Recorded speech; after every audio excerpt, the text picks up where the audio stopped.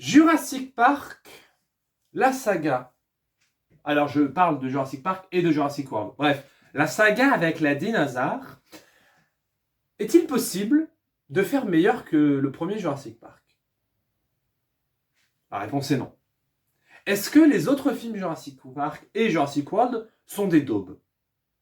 La réponse est pas tous. Est-ce que le dernier Jurassic Park, Jurassic World Renaissance, avec Scarlett Johansson et Jonathan Bailey, est un bon film? La réponse est oui. Donc sur cette vidéo qui va durer entre 8 et 14 heures, Putain, il fait chaud sa grammaire, hein. Voilà, canicule là, à secours. Hein. Bref, dans cette vidéo, on va revenir tout simplement sur tous les films de l'univers du Jurassic. Générique. Elle a kiffé la mélo, là j'suis dans le thème, j'suis dans ça.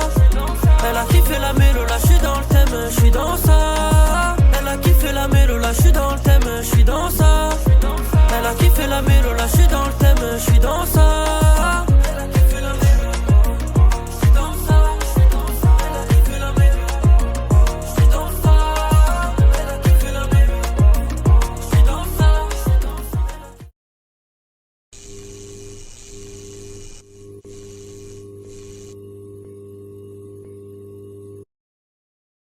Alors, moi, il faut savoir que j'ai plutôt des souvenirs très précis de Jurassic Park, le premier, que j'ai vu quand je devais avoir peut-être 10 ou 11 ans, quand il passait à la télé, et j'ai beaucoup aimé le film. Parce que c'est Spielberg, parce que c'est bon enfant, même si, oh là là, il y a des dinosaures qui mangent des gens, voilà. Et puis après, d'année en année, je le revois en cassette, en DVD, en ceci, en cela, et je me rends compte que c'est un putain de chef-d'œuvre total et absolu qui a changé le cinéma. Je pense que si on doit prendre sur l'échelle de l'espèce humaine, donc des millions d'années d'évolution, etc., etc., si on doit prendre 100 films à l'échelle de tous les pays, les films qui ont changé le cinéma, je pense que Jurassic Park y est. Parce que c'est un film qui déjà a révolutionné visuellement les effets spéciaux, les animatroniques, les décors, et dans son discours aussi, parce que l'histoire de base de Jurassic Park, c'est un riche qui a trouvé le moyen de cloner des dinosaures et qui fait un parc avec des dinosaures. Ça, c'est l'histoire de base. Mais comme dans tous les films, il y a un message sous-jacent. Il y a un discours. Le discours, c'est... John Hammond, c'est un discours, je sais pas comment expliquer ça, mais sur le cinéma, sur le divertissement, sur le fait que les gens ont besoin de merveilleux. Et il le dit d'ailleurs, il y a une phrase dans le film de John Hammond qui dit je voulais offrir aux gens quelque chose qu'ils n'auraient pas ailleurs, quelque chose qui serait unique. Les dinosaures en question. Et du coup, tout ça, déjà la mise en scène de Spielberg est comme toujours exceptionnelle. Et puis c'est un vrai film d'aventure à l'ancienne. C'est-à-dire que il y a des gros animatroniques, le gros T-Rex, tu le vois, tu le sens. Enfin, c'est parfait. C'est parfait. Sauf que, comme tous les films qui marchent à Hollywood, il faut en faire une suite, il faut en faire un remake, il faut en faire un univers, une franchise. Parce que forcément, Jurassic Park, c'est Universal, donc ils ont fait des produits dérivés, notamment des jouets. Et là, ça rapporte des énormes sommes d'argent. Et du coup, qu'est-ce que Universal? Jurassic Park, gros succès, on en fait un deuxième. Spielberg est dans ce deuxième film, Jurassic Park, le monde perdu, qui, encore une fois, est un bon film. C'est pas un chef-d'œuvre, il est clairement en dessous du premier film, mais il y a quand même des chouettes séquences. La séquence du dino à San Diego, qui est dans les rues, la séquence de deux dinosaures avec le bus qui tombe. Voilà, il y a quand même pas mal de... Enfin, le bus, le camping-car, bref. Il y a quand même des séquences vraiment intéressantes d'un point de vue cinématographique, d'un point de vue de mise en scène. Mais le scénario, voilà, c'est pas non plus... C'est pas recherché, quoi. On sent que... Voilà. Et Spielberg avait compris quelque chose, c'est que le jour où il serait plus aux commandes de Jurassic Park, ça serait nul à chier. Et c'est exactement ce qui s'est passé avec Jurassic Park 3, qui, encore une fois, Jurassic Park 3 de Joe Johnston n'est pas un mauvais film. La mise en scène est plutôt correcte, les acteurs jouent plutôt bien. En plus, il y a un énorme animatronique de Spinosaur, donc ça c'est très stylé sur le papier. Mais le scénar... on se fait chier, quoi. Hein. Franchement, Oui, alors en fait, on va retourner sur l'île pour sauver nos enfants. Oui, d'accord, mais on sait ce que c'est, les dinosaures, enfin, ouais, bon, non, non. Et après, 2015, Jurassic World. Alors, Jurassic World, moi j'aime beaucoup, en tout cas le premier, parce que là encore une fois, il y a un nouveau discours sur le cinéma, c'est que dans les années 90, quand le premier Jurassic Park est sorti, comme je vous le disais, le discours du film c'est on veut offrir du merveilleux aux gens. On veut offrir des choses qu'ils ne peuvent trouver nulle part ailleurs. Ce qui est un parallèle avec la salle de cinéma, qui est un endroit qui permet les rêves, l'espoir, l'amour, les sentiments, les émotions, bref, tout plein de choses. Et dans Jurassic World, le nouveau discours, c'est non, non, en fait, le merveilleux, ça ne marche pas. Les dinosaures, ça ne marche plus. On va faire des dinosaures modifiés génétiquement avec des ADN de grenouilles, de loups, de ptérodactyles, j'en sais rien. Et on va faire des hybrides et on va faire des dinosaures de malade mental. Et les gens, ils vont être complètement tarés. Ce qui, en soi, sur le papier, est déjà un discours, je dirais pas boomer, mais en tout cas un discours un peu affligeant de se dire, en fait, le merveilleux, le merveilleux n'émerveille plus personne, en fait. Donc je trouve ça un peu triste, c'est un constat assez amer sur la vie, et que ensuite, évidemment, le dinosaure s'échappe, et là, on est sur le film d'aventure Jurassic Parkien, à savoir un dinosaure qui bouffe les gens, il faut évacuer les gens du parc, c'est la caca, c'est la caca, c'est la catastrophe. Plutôt bon film, en vrai. Plutôt bon film, assez stylé, mise en scène plutôt sympa, les effets spéciaux sont magnifiques, enfin, non, Jurassic World, moi j'aime bien. C'est encore une fois en dessous du premier film, mais ça reste assez cool. Ensuite arrive ce que je considère comme le meilleur Jurassic Park, à savoir Jurassic World 2.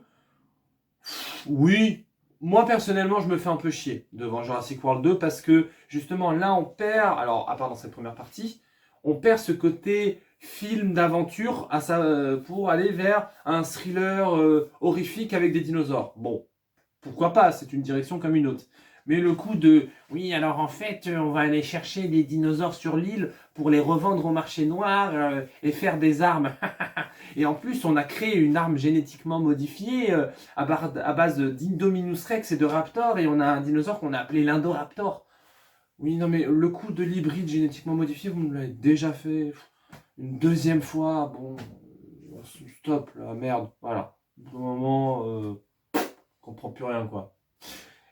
Mais, c'est toujours mieux que Jurassic World 3. Parce qu'à la fin de Jurassic World 2, les dinosaures sont menacés de mourir, et la petite fille ouvre la porte qui relâche littéralement les dinosaures dans notre écosystème sur notre planète. Alors évidemment, quand on dit écosystème sur notre planète, on parle bien entendu que du continent américain, parce que tous les films américains se passent en Amérique, sinon ce n'est pas intéressant.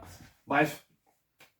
Là où ça pourrait être intéressant, c'est que des dinosaures dans les années 2020, ça peut bousculer pas mal de choses en termes d'écologie, en termes d'écosystème, en termes de chaîne alimentaire. Et le troisième volet, honnêtement, il nous vendait du rêve.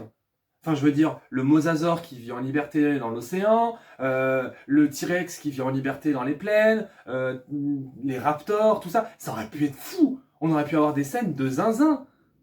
Et là, qu'est-ce qu'on nous sort en Jurassic World 3 Dominion? Des sauterelles modifiées? Chris Pratt qui fait une promesse d'un dinosaure? Et le coup d'une petite fille qui est en fait un clone, on sait pas quoi, on est dans Resident Evil? On se fait chier, hein? Ah oui, mais alors on a pris le trio original du premier film, hein. Donc on a les acteurs, hein. Oui, mais non. En fait, le problème, c'est que, et ça, c'est pour le coup, c'est un problème qui est inhérent à l'univers Marvel, c'est que l'univers Marvel, comme tout marche, en tout cas, ces dernières années, un peu moins, mais en tout cas, comme l'univers Marvel marche, les gens veulent faire pareil. Je m'explique. L'univers Marvel, c'est quoi? C'est des films de science-fiction, d'aventure, avec plein d'actions, de l'humour et des scènes légères. Du coup, tu regardes entre 2000 et 2012, chacun fait ses petits films de son côté. À partir de 2012, et là, le succès cataclysmique de Avengers 1, de Avengers 2, puis d'Avengers 3 et 4, tout le monde veut faire pareil. À savoir des films comme des univers interconnectés, des sagas avec des films, des spin-offs, des projets dérivés, des machins, les nani et na, parce que du coup, le studio, c'est une source de revenus stable. T'as un univers qui est déjà établi, avec des personnages que les gens aiment, et du coup, bon ben à chaque film, tu sais que tu vas passer le milliard et ça fonctionne. Et ce que je trouve dommage, c'est que quand ils ont ramené les trois Spider-Man, donc Tom Holland, Tobey Maguire et Andrew Garfield dans No Way Home, c'est parce que il y avait un truc, non seulement pour les fans, certes, mais aussi d'émotion, de scénario, il y avait des raisons à leur revenu. Là, faire revenir les trois acteurs du premier Jurassic Park, ça ne sert à rien, si ce n'est, vous avez vu les fans, on vous a ramené vos persos préférés, vous êtes contents, allez voir le film. Mais ils ne servent à rien dans l'intrigue. Genre vraiment, ils ne servent à rien.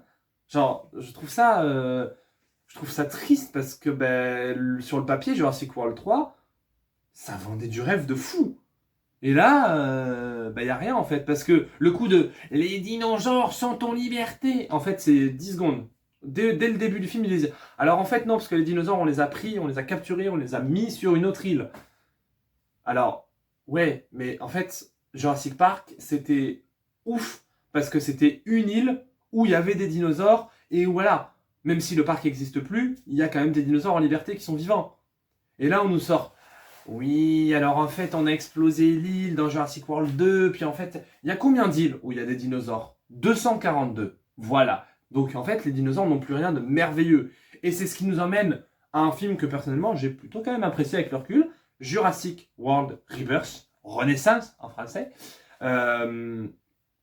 Eh bien, le film s'ouvre sur un carton texte qui nous dit, bah en fait, déjà avec le climat actuel, les gens ils s'intéressent plus aux dinosaures. Les gens ça les intéresse plus, ils s'en foutent. Ça n'émerveille plus personne.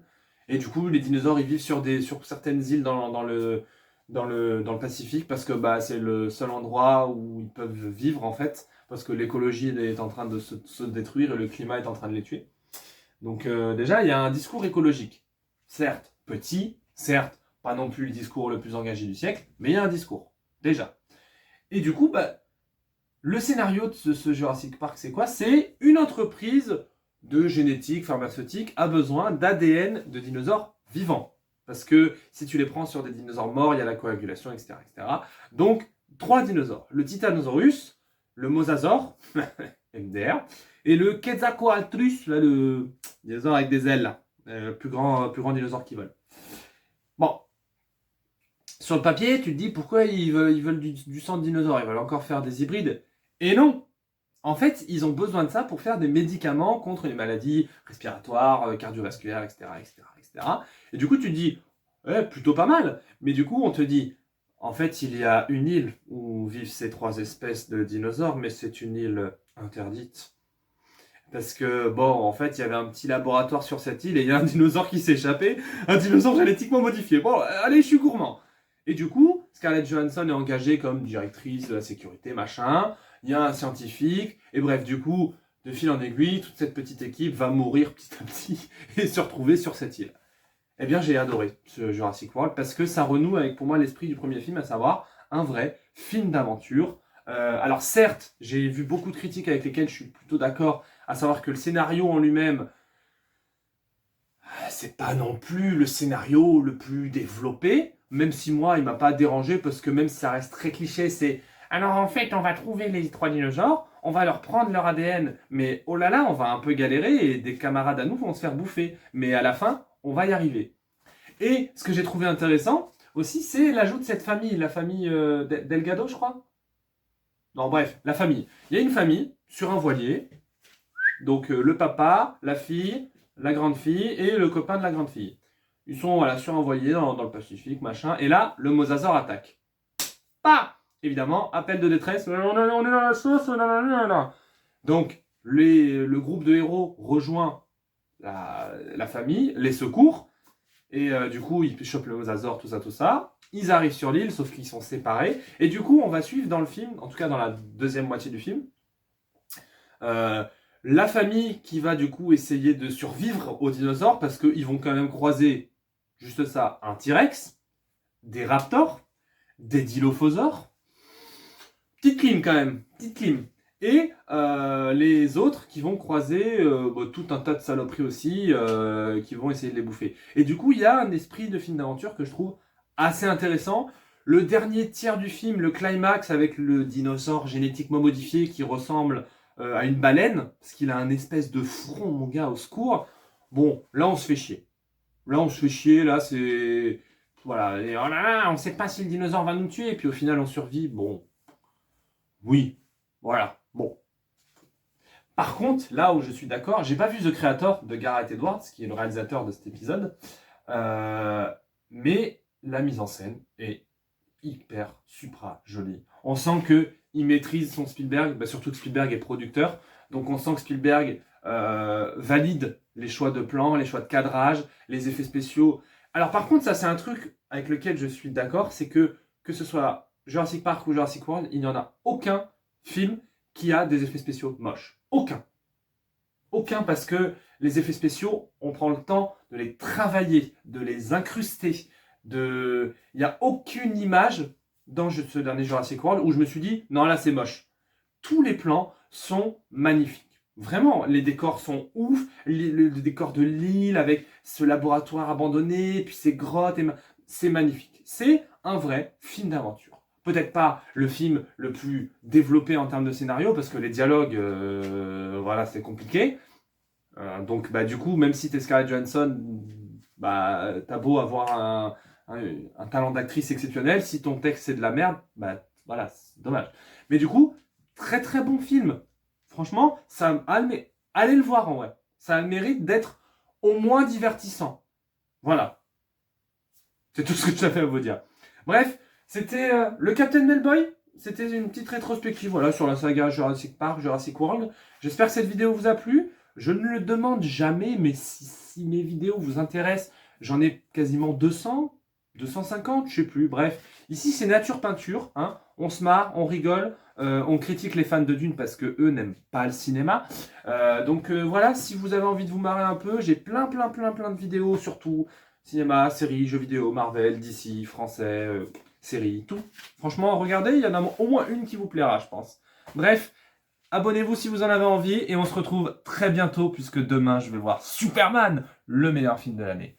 Peace!